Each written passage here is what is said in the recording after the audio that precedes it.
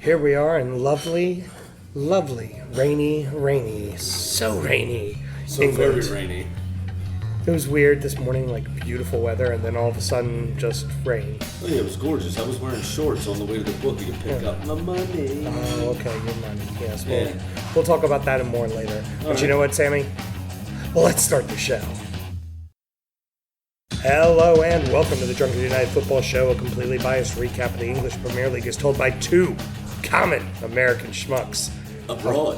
Yes, I am your host, Sam Houston, and the world traveler, Samuel Graham, is across the way from me. How we doing, Sammy? Aye, doing well. How are you? I'm doing great. I got a big, huge gin and a goblet of lime and ice and tonic and It's lovely, isn't it? happiness. So we're recording at the Leicester Arms in London. Fucking England, kids. And as you know, you can check us out on all podcast platforms. Please rate, subscribe, review, share with your friends.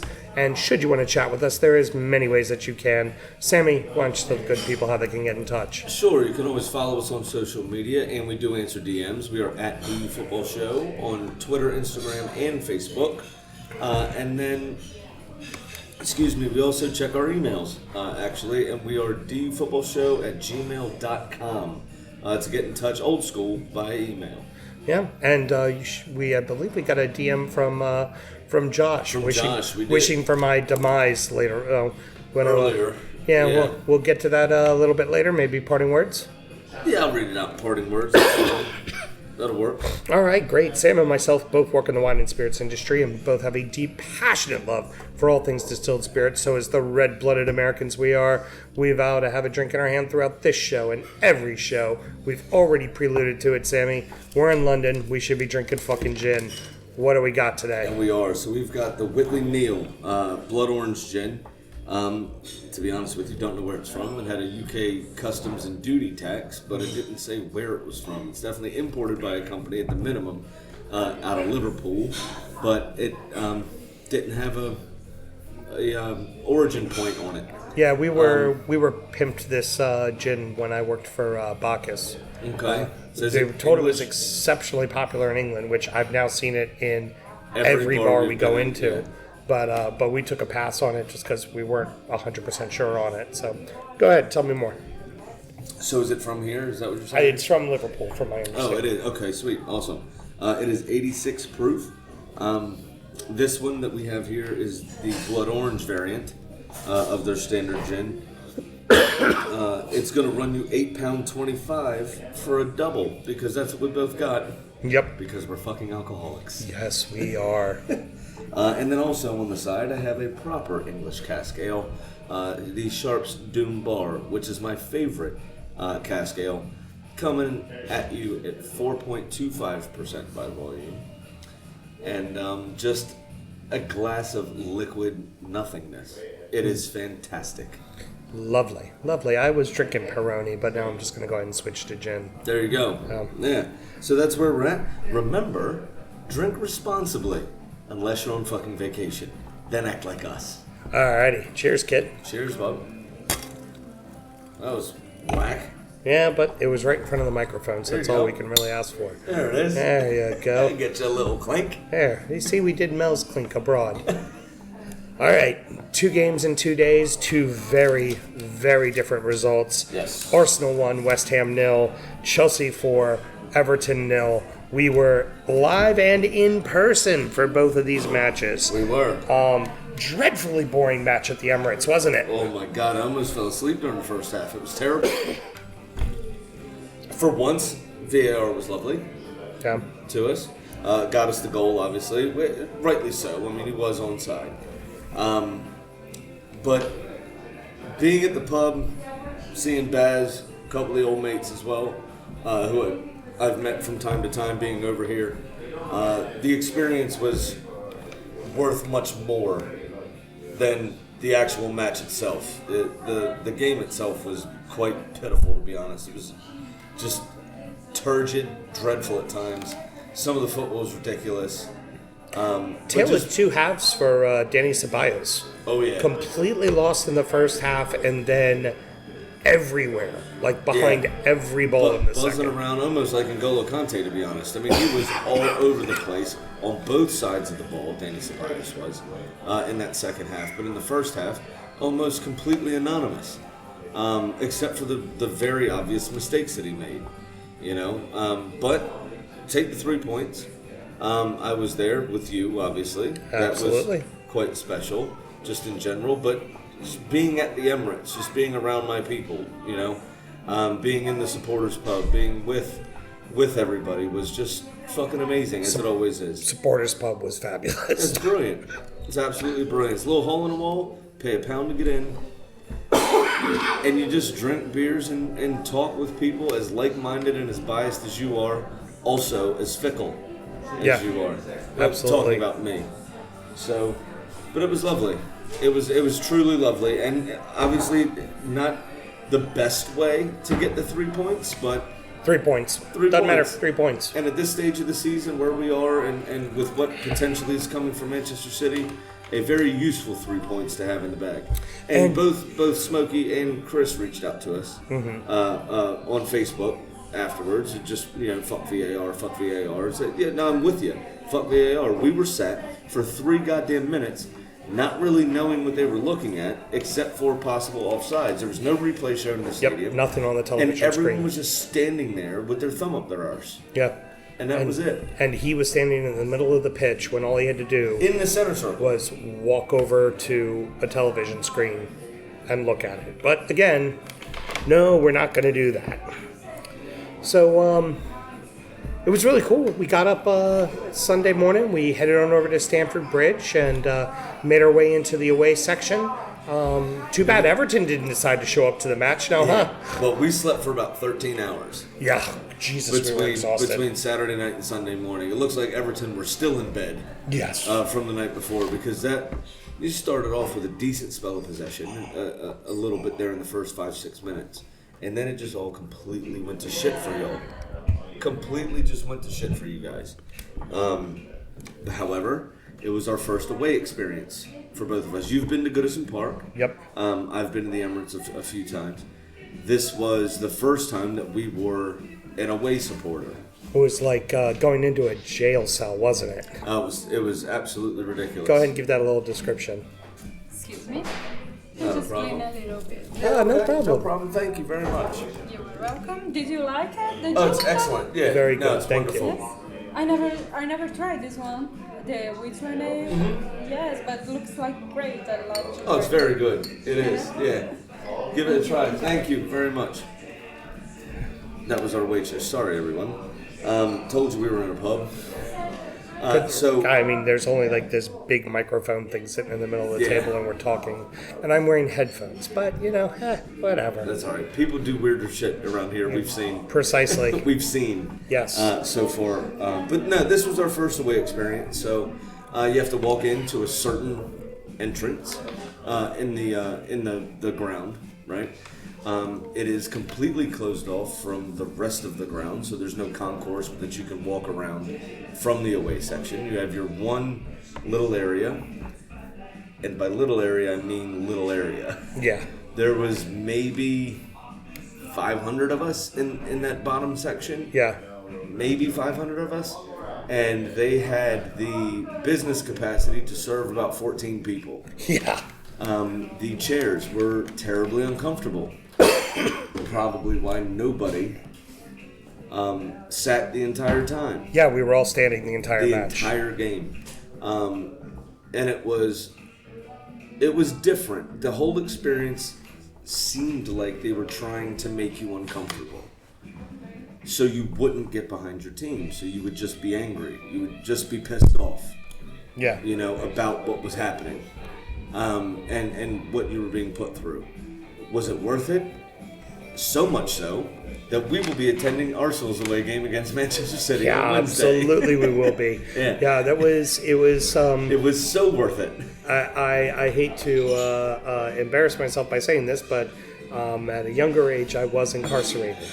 And walking through to get to the little concourse area, quote unquote, and then to the field itself was similar to being behind in a courthouse and ushered from the jail holding cells out to the courtroom. Yeah. It felt very similar and Just all very tan- scary. All tan brick. So between the two experiences, you walk in the Emirates, and we were obviously with the home support because it's my stadium, my people.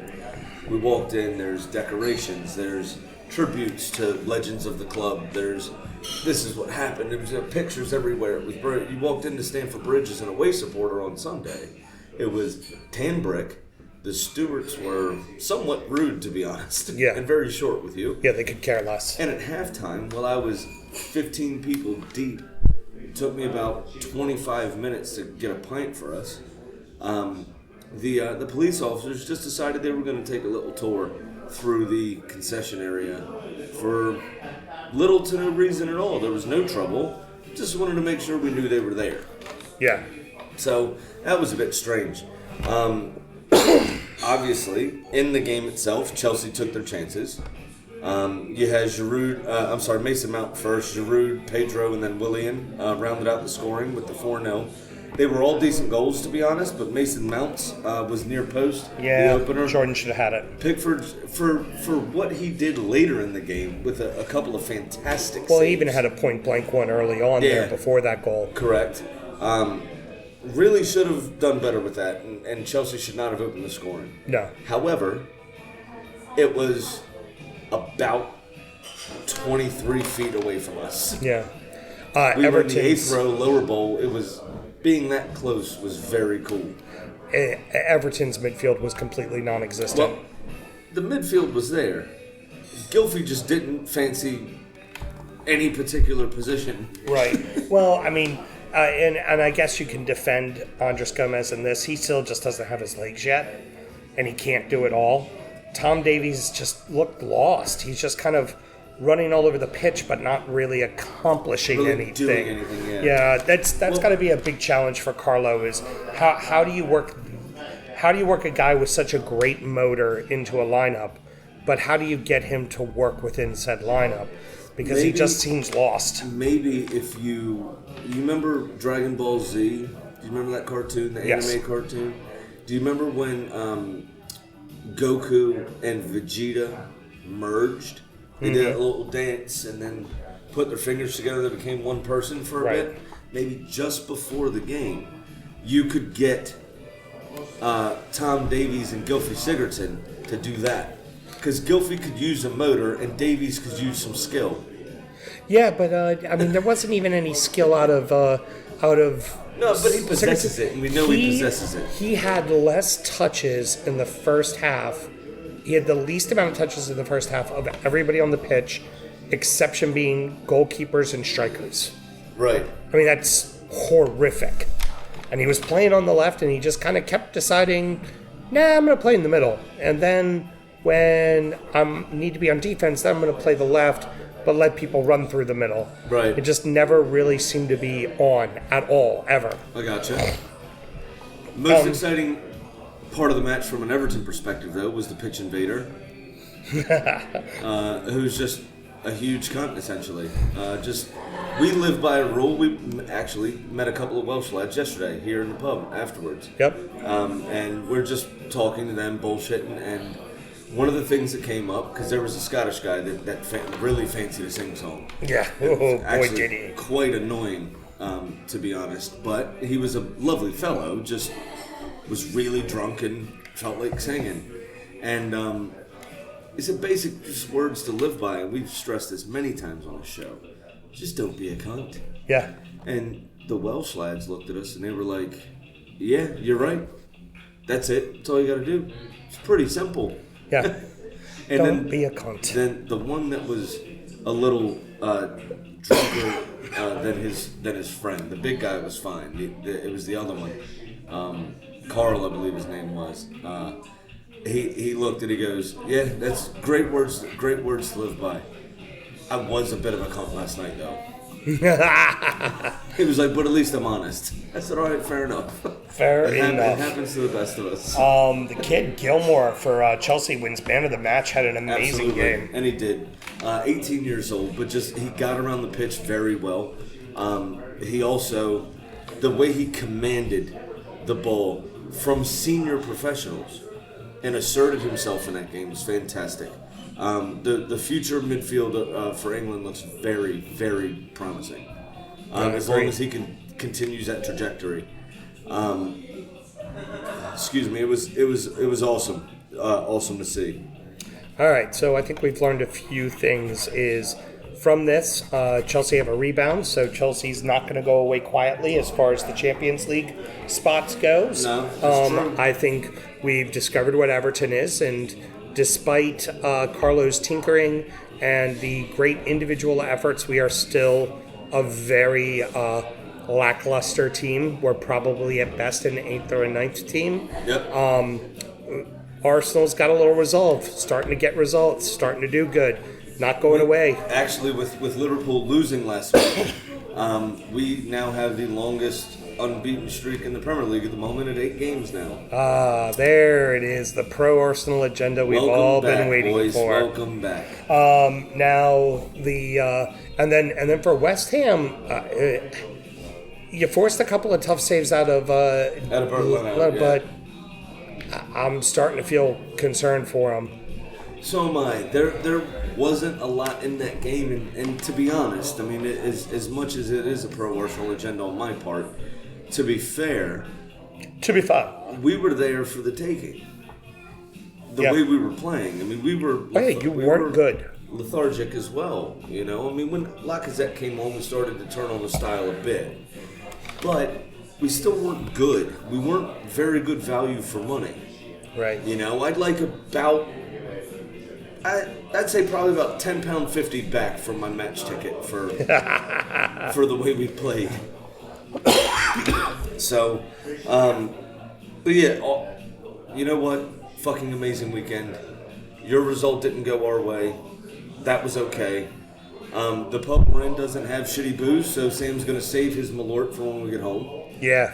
I'm gonna wait. I'll do my Malort shot on the next show I'm back in the country. Yeah, but yeah, no. All in all, a wonderful first 48 hours in the UK. Despite your result and despite how shit my club played, just in general, just a lovely experience and a wonderful couple of days out. A couple of good pies, good people, and good pints, man. And excellent. You can't really fucking beat it, to be honest. Well, I'm gonna change my chair because every time I go like this and I lean on it, you can hear it. You hear that creaking? That's my chair. So we're gonna go ahead and fix that real quick, and we'll be right back. Well, we had ourselves a Manchester derby this weekend. We did. I won 200 fucking pound on it. And go figure, the Norwegian gym teacher gets the double on City. Manchester United 2, Manchester City 0. United had under 1/3 of the ball. United had under 1/3 of the ball. Right. 28%, I think it was, I looked at. And more shots on target than Manchester City managed. They were extremely efficient. With the ball in this game. And to be honest, it could have been more. No, they had opportunities. But honestly, both goals were Ederson's fault, in my opinion. Oh, I agree. 100%. Aguero got ruled out from offside. Rightly so. I mean, he was a good yard off. Right. Good finish, but he was a good yard offside. De Gea came up trumps a few times. Yeah, early on. Fine. That was a big one. Because City gets that goal to start the match. Maybe a completely different game. Yeah, absolutely. And Fernandez was excellent in this game. Yeah. The other thing with him is you notice since his signing, United's results have kind of changed. Is he that big of an impact player? Well, what I've seen, so if you think back, just easy comparison. Think back to when Gylfi first signed for your team. Right. Think back to when Ozil first signed for Arsenal. Right? And you had that player in the hole that would make that final pass. You had that player that was ruthless in the vision that was just uncanny. Yeah? And somebody even the pass before the pass, whatever it was. And it was wonderful. That's what Fernandez does for United. They haven't had that. It's been Fred and McTominay, as first choice. Well, they expected since Pogba's been out. Pogba to do it, and Pogba showed, small stints of it, but not a lot. And I mean, come on, the fucking pass to Martial for the goal. Pogba's not a number 10. Pogba's not the guy to sit in that hole. Pogba's a box-to-box player. But he also Ceballos. fancies himself an assist guy and a pass guy, and he does it in moments. But this guy just, Fernandez seems to have it on all the time. Yeah. No, Always exactly. looking for that pass. Like I said, that ball to Martial, that little dink over top of the defense. It was fantastic. It was absolutely fantastic. And he is what they have been missing, period.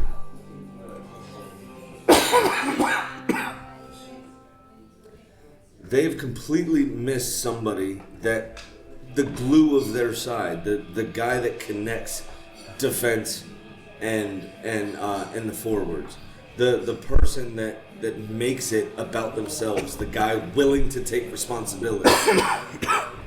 That's what they've been missing, and that's what they found in Bruno Fernandez. And it's not a big surprise that that Manchester United's results have changed since he signed for the club. He single-handedly saved Ole's job. Ole's going to keep his job. Yeah, 100%. Yeah, there's no doubt about it.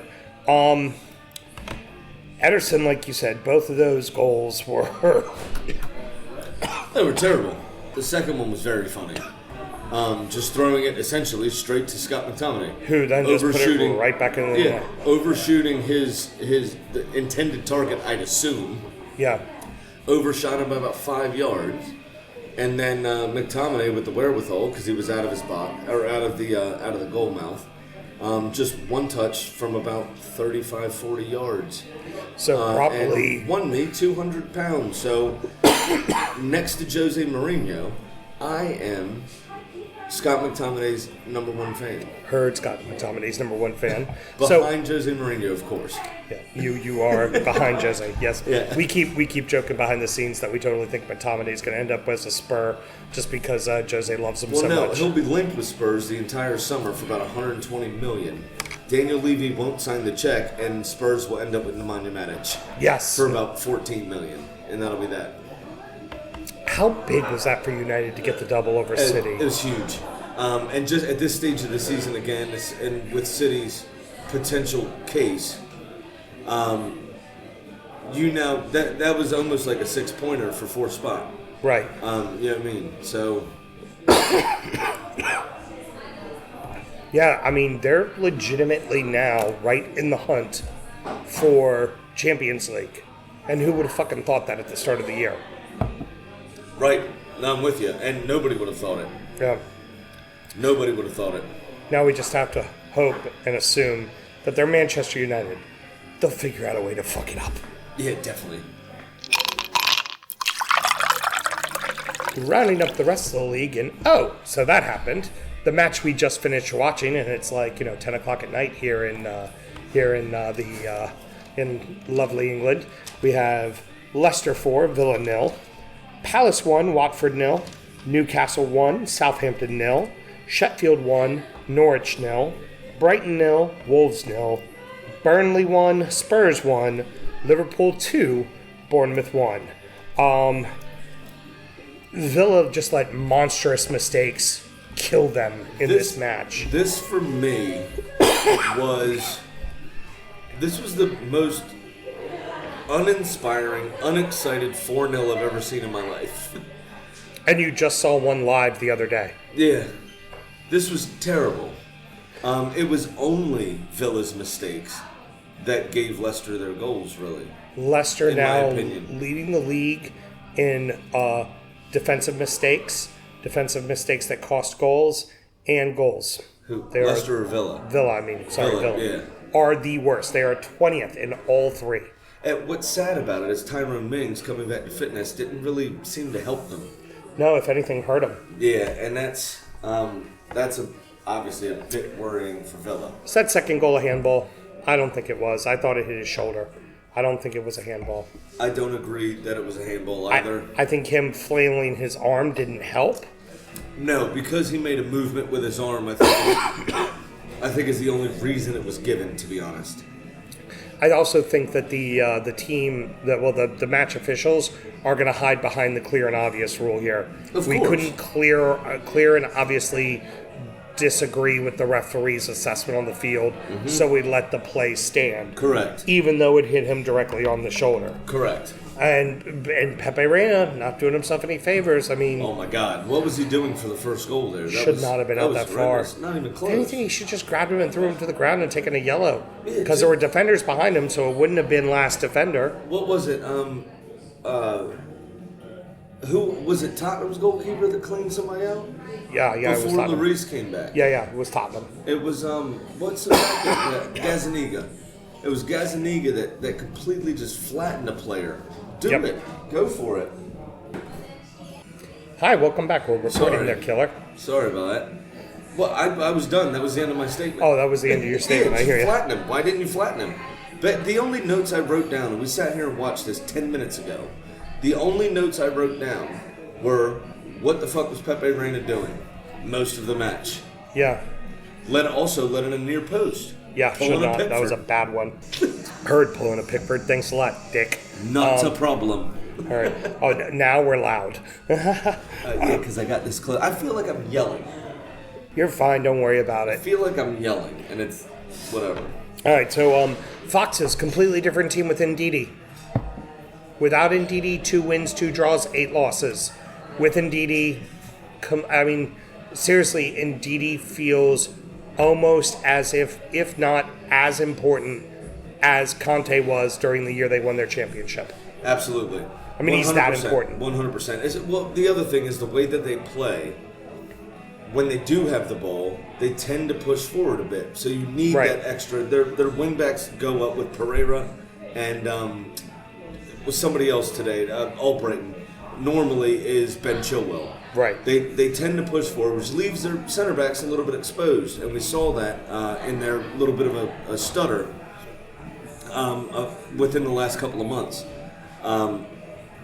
Ndidi balances that side. He provides that protection for when they do have the ball and start to creep forward and get out of position defensively in case they lose it.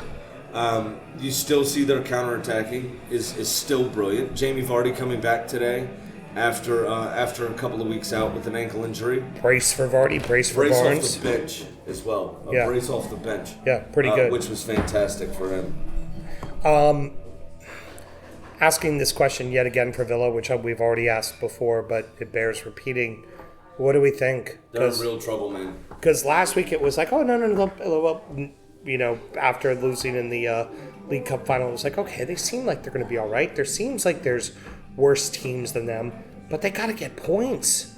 Well, That was a chance at a point. Like, Leicester was to be weak. honest, yeah. Leicester was weak, and there was a chance to get them. And they, much like the same thing for Everton versus Chelsea. Chelsea was a weak inside, a lot of players injured. And neither Everton nor Villa decided to take advantage of that opportunity. Absolutely. And both of them found themselves 4-0 losers. Well, in other results, which we'll obviously come on to, you've got Bournemouth lost, Watford lost, Norwich lost, Brighton drew, and Burnley Spurs drew. Burnley maybe could get drug in a little bit if results don't start Bromwich, you turning around. mean West Ham? I think you What? said Bromwich. No, I said Bournemouth. Okay. They're in and amongst it as well. Yeah. And then, yes, West Ham also. West Ham. So, again, Villa maybe gets out of jail because the teams around them were also shite. They eventually got to win a fucking game. No, absolutely. Well, not necessarily. Brighton survived last year by everybody else just being right, equally as bad. But Brighton was always outside of the drop zone. That's true And as that's well. how they got by. That's true as well.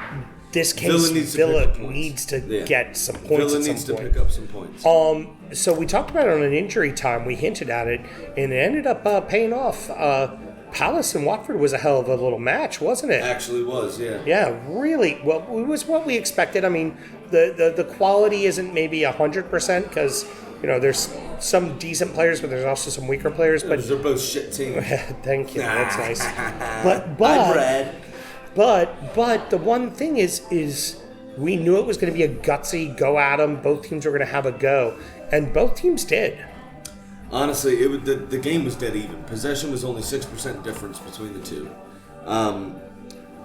Guaita was fantastic in that game. And both teams equaled each other on shots on target. So they were both efficient with the ball. They both moved the ball well. Jordan Ayew with a wonderful finish, what ended up winning it for Crystal Palace. And it was a fantastic break from them, honestly. Benteke with a lovely turn, finding the run of Zaha. And then obviously finding Ayew, and his quick release completely caught Ben Foster off guard, basically. So it just a wonderful breakout from them. And Guaita was equal to everything that Watford threw at them, and they did have a fair few chances themselves. Yeah, they did. They absolutely did. Guaita was wonderful. For me, it feels like, I've said it already a couple times, I'm just not sold on Watford. I'm not I just feel like they dug themselves too big of a ditch to get out of, and when they will get themselves out of the ditch, they will find themselves a way to fall right back into said ditch because they've exhausted so much effort to get out of the ditch in the first place. Absolutely. Yeah, I could agree with that. Surprisingly, Newcastle and Southampton was also a pretty fucking lively match. The only thing I care about in this game is the referee used the monitor. Yep. Referee walked over to the monitor on VAR and decided to issue Gineppo a red card. Fucking congratulations. Look what happened. The correct decision was made by a referee utilizing the monitor, and it didn't take very long at all for it to take place. And Newcastle scored a fucking goal. They did. Go figure. Alan Saint-Maximin with a wonderful finish outside of the boot. Just missing the inside of the far post, which is the only thing that would have made that goal sexier. Right. Hit that post and shoot across. Yeah. Those are sexy. Those are very sexy. Very sexy, absolutely. Still a great goal nonetheless, and still easy on the eye, let's say. Yeah. Feel like both of these two teams are safe. Yes. Yeah. I would agree with that. McCarthy, though, had a fantastic double save. And then not long after that, a wonderful save from a Dwight Gale diving header. He was immense in that game. And only missed that Maximin shot by maybe a quarter of an inch. It was unfortunate for him because he did play very well. But Newcastle were good value for money. And obviously for Southampton, having Gineppo sent off was beneficial to them. Right. But even down to 10 men, Southampton had some chances. I mean, Newcastle still needs to be careful. You know what I mean? I think they're safe, but they're still not 100% safe. a quality fucking club. Right. You know what I mean? They still need to. Hey, remember they're getting sold again, Sam. Oh yeah, right. Yeah, that's the rumor now. They're getting sold again because Floyd we Mayweather believe that. this time. That's totally going to fucking Floyd happen. Mayweather this time. Yeah, sure. Well, he might just be dumb enough to do it, and since he can't read, Mike Ashley can put whatever he wants in a contract. Yeah, and be like, all right, you're going to give me a bunch of money, and I'm still going to own the team. Yeah, and when I get sick in the stands, I can just walk into the office and throw open the fireplace that you now own. Ha! All right, so Sheffield find yet a way again to get a W, just resolute defending, which is funny because at the start of the season they were such a wild card, and they've really... Well, yeah, everyone predicted a wild card. Everyone predicted them to be kind of all over the place. But they have been the most organized, the most just professional, just almost like a hitman. Yeah. Go out, 1-0, bang. Yeah. That's it. What you worried about? That's all I need is a goal. Yeah. You're not going to get me. This game actually was fairly open, though. There was some chances for both teams. Pookie hit the post. You had Ollie McBurney early on with a header that was saved well. It ended up being Billy Sharp with a bullet header, and he did very well to get to it. It was a little. He kind of had to change his run to get back to it, and laid out for it. Yeah, nice. put his body on the line, and it was wonderful. Dean Henderson was also massive in this game. He had a brilliant double save himself. Just fucking wonderful goalkeeping this weekend in a lot of cases. Yeah, and then some fucking horrific goaltending. Well, fair enough. I mean, but even Pickford had a couple of brilliant moments. Yeah. Right, for his shit. Bert Leno saved a couple of fantastic efforts from West Ham. They just didn't come very often. But when they all needed to, they all stepped up, it looked like. So, big shocker. First off, Wolves play down to their opponent. Also, big shocker, Brighton still hasn't won this calendar year. So this one was a bit strange. There was just 2 shots on target, one for either club. Wolves had theirs in the 17th minute. I'm sorry, Brighton had theirs in the 17th minute. Wolves had theirs in the 75th minute. And that was fuck all. That was it. Raul Jimenez hit the stanchion that holds the net up, the pole that the net's connected to, on the near post, and then caught the ball when it came back to him. That was the most exciting thing that happened the entire game. We kind of called this one. We figured this was going to be an ugly game, and I didn't put any fucking money on it. I even said to you, I looked at it and I was like, that should be a draw. And the worst part, Wolves were at home. Brighton had more of the ball. Right. It was just very strange, and they're not a terribly efficient team. No. So they did nothing with it. Yeah. Just held possession. And everything from Wolves was snatched at. Everything they got was snatched at and sent into Rosette. Yeah.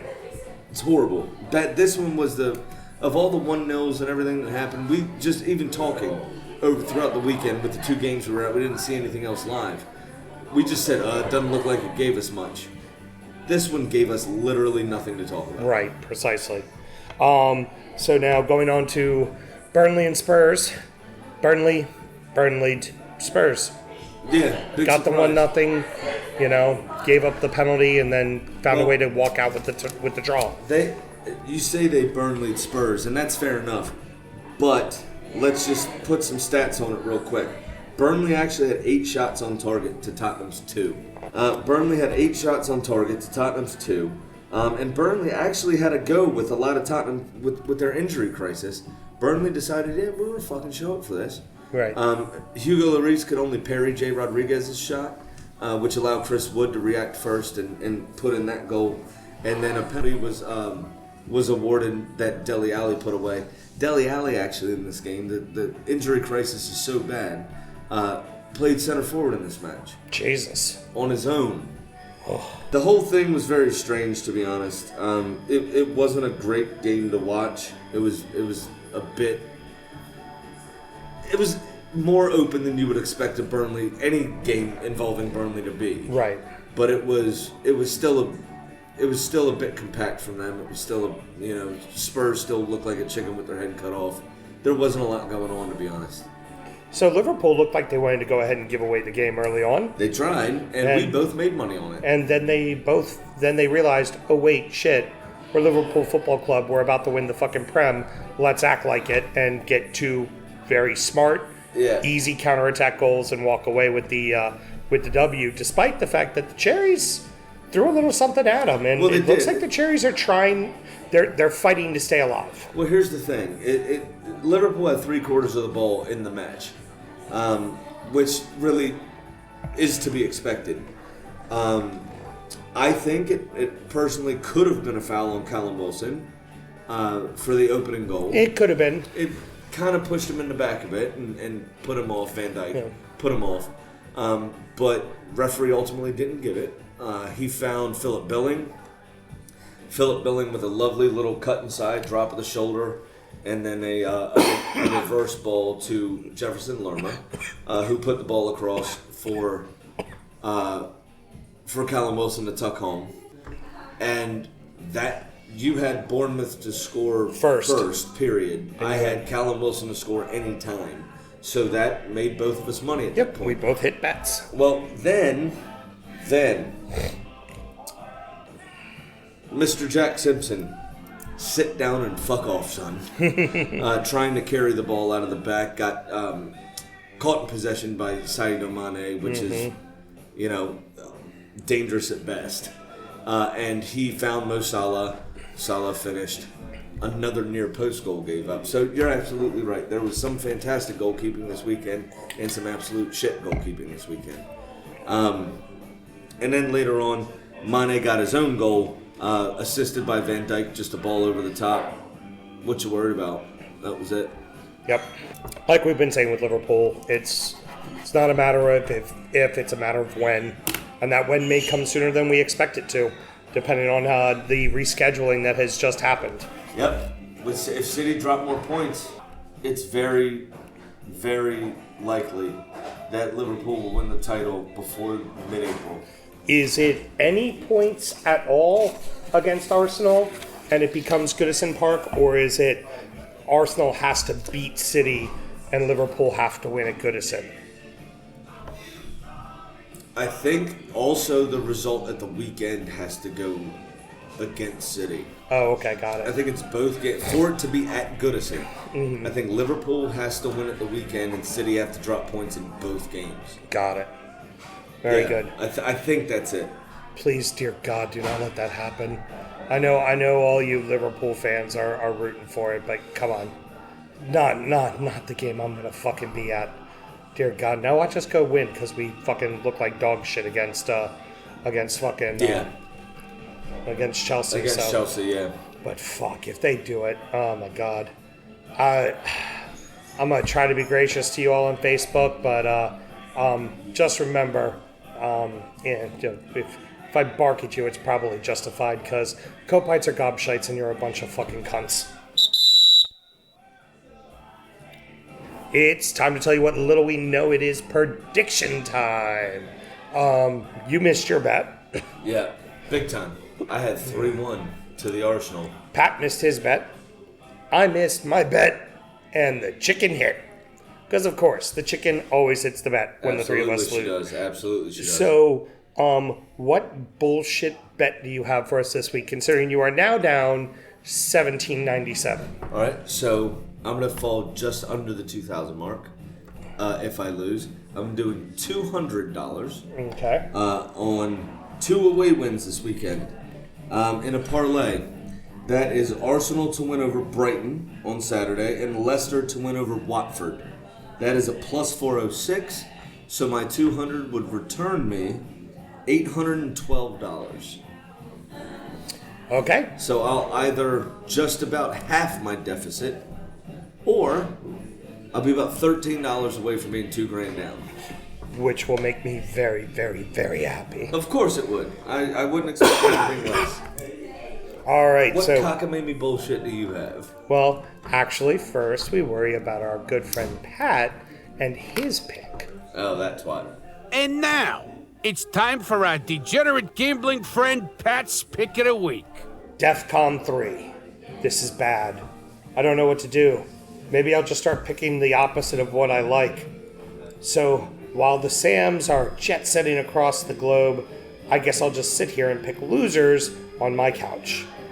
I am going to parlay the 2 primetime games this weekend. First, I'll take Chelsea over Villa at over a half goal at minus 150. And parlay that with the over 2.5 goals in the Tottenham Man U game. So at minus 125, that payout on a $100 bet will be a big 200. Safe travels and don't catch any viruses over in England. We're trying not to, Pat. We've actually gone through a couple of things hand sanitizer already. We've been doing pretty good. Yeah, washing our hands like crazy, using Yeah. hand sanitizer, Yeah. not rubbing our face. We've been doing a good little job. I've been rubbing my face a lot. Yeah, but not That's what without happens washing your when- hands and No, yeah, using of hand course. sanitizer. But that's what happens when your team looks like absolute fucking dog shit while you're at their stadium. You rub your face. That's how it goes. Well, now you're talking about my cockamamie bullshit. You're talking about my tried and true system, which is Big Sam's Lock of the Week.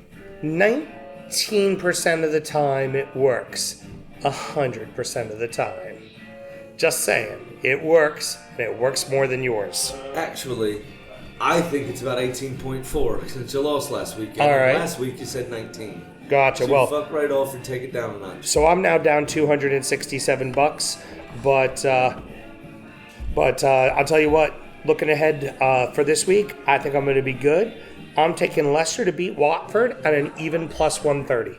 All right. Did it before today's. I decided to pick that before today's game. I bet you the odds change after them beating. Yeah, fair enough. That's beating probably Villa. true. So you know what? A quick 130. Cut the deficit in half. Worry about getting back over 500 the next week. There you I don't go. need to do it all in one fell swoop, unlike your dumbass. Actually, not a bad bet. Now, that's a really nice segment. But we give you more. And now, through the magic of radio, we give you Kitty the chicken.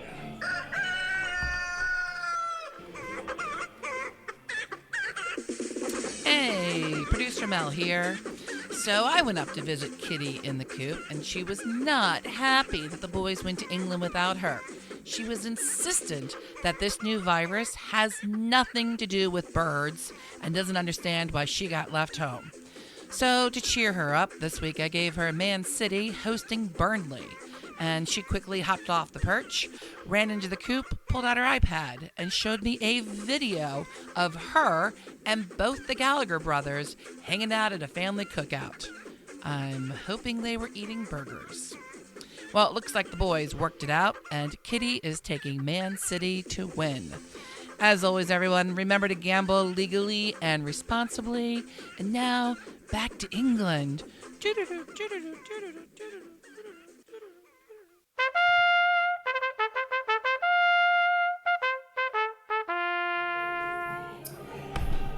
I didn't fucking show up. My wife was out of town, so I stayed home. I heard we Forfeited because nobody showed up. Yeah, because nobody showed up. Yeah, because nobody showed up. Yeah, nobody was around.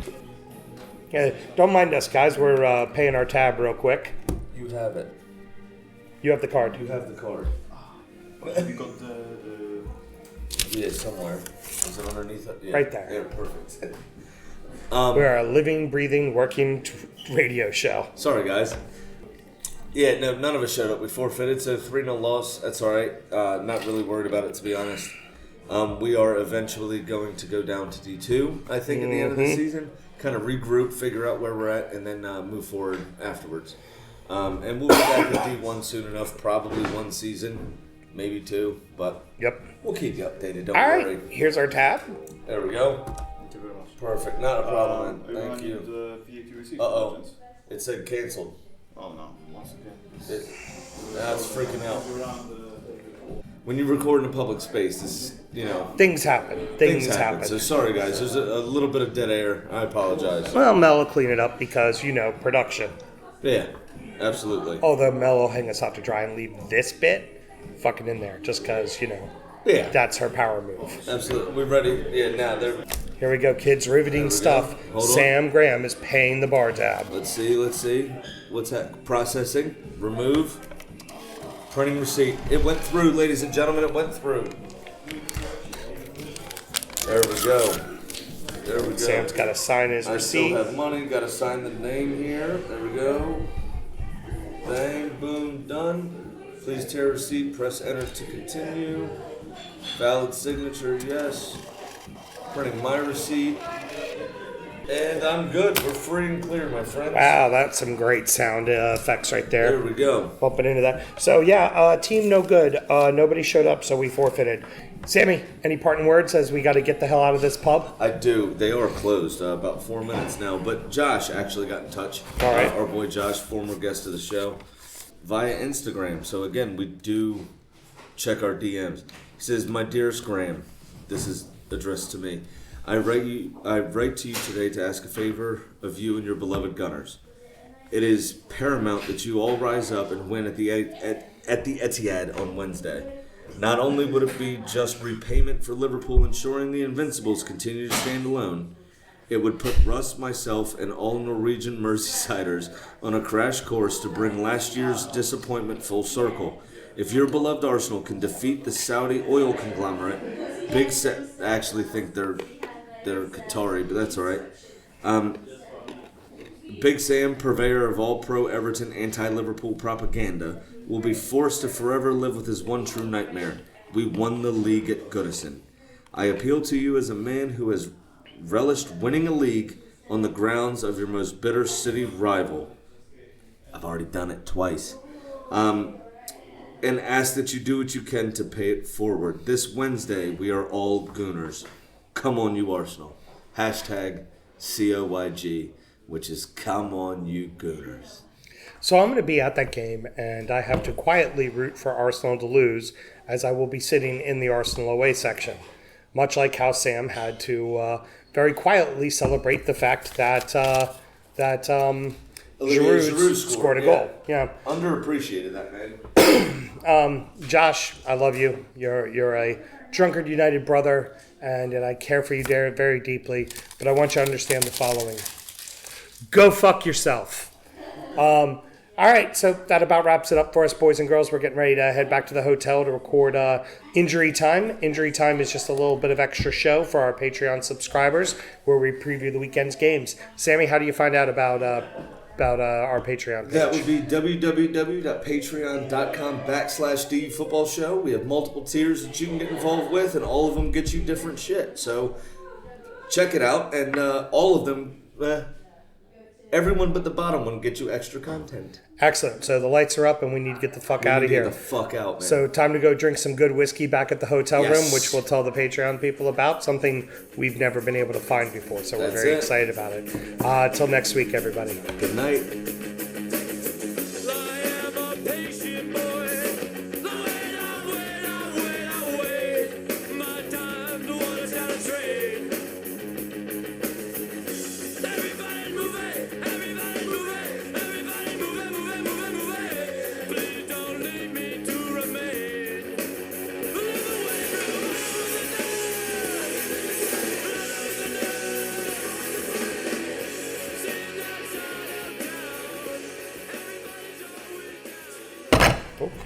Don't mind me making There you a go. big old loud noise Yeah, on the you've table. been waving your finger at me, naughty boy. Yeah. And then you do that.